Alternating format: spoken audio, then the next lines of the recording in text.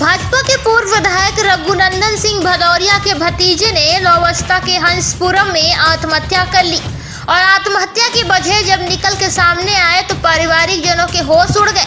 दरअसल आत्महत्या करने से पहले भतीजे ने आरोप लगाया था कि उनकी जमीन पर कब्जा हो गया है और वे भूमाफियाओं से परेशान होकर ये कदम उठा रहे हैं।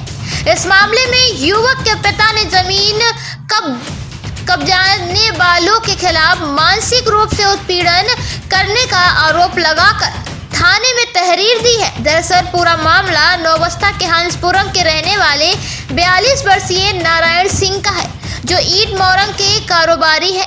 परिवार में पत्नी, बेटा और एक बेटी है। नारायण के चाचा पूर्व विधायक रघुनंदन सिंह भदौरिया अपने कारोबार के साथ ही जमीन खरीद कर प्लाटिंग करके बेचता था। कुछ समय पहले उसने करीब 35 लाख रुपए की कर्ज लेकर बिंदवा गांव में जमीन खरीदी थी। इसमें 50 वर्ग मीटर के 2 मकान बनाए थे। तीसरा मकान बनाने की तैयारी कर रहा था, तभी क्षेत्र के कुछ लोगों में उनके निर्माण हुए मकान की जमीन को अपना बताकर धमकाने लगे और दोनों पक्षों में बैठकर कई बार बात हुई, लेकिन निष्कर्ष नहीं निकला।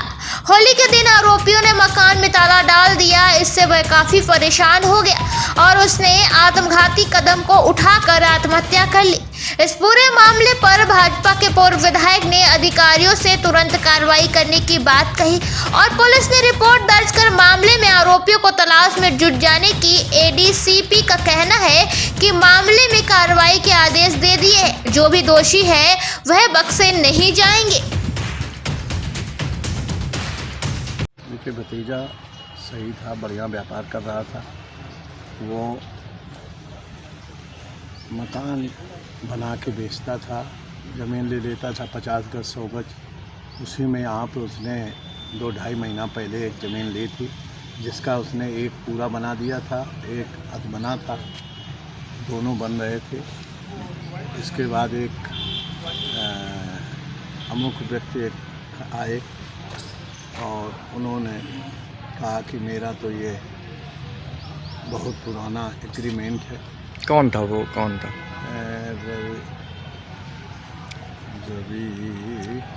रविकांत पांडे जी। तो उन्होंने जब उस पर डाल लिया तो वो डिप्रेशन में आ गया। अभी शटरिंग वाला भी सवेरे आया था तो उसने कहा कि वो कह रहे थे भैया आज समझौता हमारा हो जाएगा, बात हो जाएगी, मेरा प्लाट है, हमने कागज आगज सब किए। लेकिन उन्होंने कल शाम को क्या हुआ, अब इन परिस्थितियों में कैसे क्या हुआ हम तो जानते नहीं। जैसा यहाँ लोगों ने बताया ये मामला, उसके FIR भी काफ़ी थाने में दे दी गई है। अच्छा, नहीं कर्ज तो व्यापारिक है, 3 करोड़ मेरे ऊपर कर्ज है, व्यापारिक है, वो देता था 30-32 लाख रुपया लिए थे, काम कर रहा था। उसके बाद ट्रैक्टर है, उसके पास सारा काम है, रोज़ का बिल्डिंग मटेरियल का काम है। अभी तक पुलिस की कार्रवाई क्या? पुलिस की कार्रवाई तो अभी हम अपने में फंसे रहे। किसी तरह से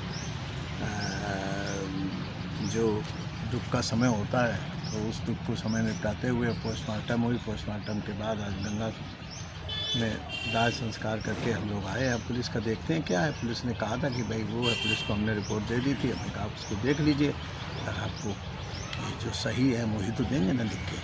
थी वो भी आया था, जिसने इनको बेची थी वो भी आया था। अच्छा, जिस पे आरोप है क्या उसके विषय में कुछ जानते हैं आप? मैं कुछ नहीं जानता हूँ, भगवान साक्षी, वो मालूम भी नहीं है कौन है कौन नहीं है। वो ज़रूर आया था जिसकी ज़मीन, जिसने ज़मीन बेची है इनको, वो भी था। तो साफ़ सुथरी ज़मीन थी। उसने कहा तो क्या समझा जाए कुल मिलाकर के ज़मीन का जो विवाद था मकान का, उसी के चलते जो है? हाँ, बात तो यही है कि किसी तरह से उस अब तो बना लिया है पैसा भाई। बने बनाए मकान पे 2.5 महीने से तुम क्या कर रहे थे? तुम्हारा था ईंटा डालते थे, रोक लेते। अगर आपका एग्रीमेंट था आप और कुछ कर लेते। तो भाई परिस्थितियाँ ये होती हैं कि जब बन गया, पूरा बन गया, तो तुम ताला डालने पहुंच गए तो आदमी तो परेशान होगा जिसका जाएगा।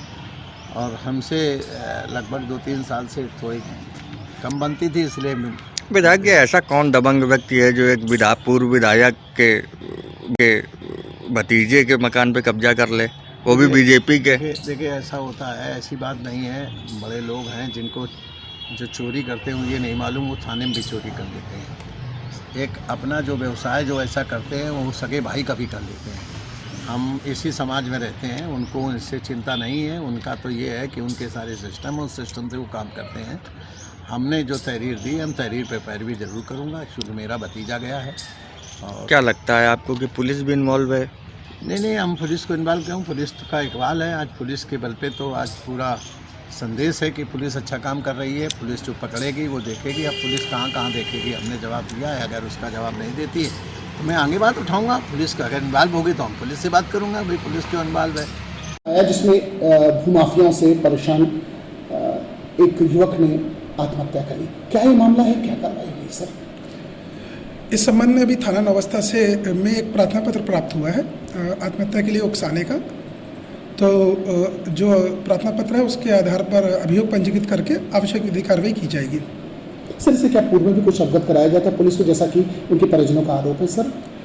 अभी तक की जो जानकारी में थाने से और अन्य माध्यम से जो मिली है उसके अनुसार ना तो थाने पे कोई प्रार्थना पत्र इस संबंध में कोई दिया गया था किसी तरह की परेशानी का, ना ही किसी उच्च अधिकारी के माध्यम से थाने पे कोई कार्रवाई के लिए कोई उनको आदेश प्राप्त हुआ था। तो फिर भी जांच कराई जाएगी। अगर कोई प्रार्थना पत्र मिला होगा और किसी की लैक्सिटी होगी तो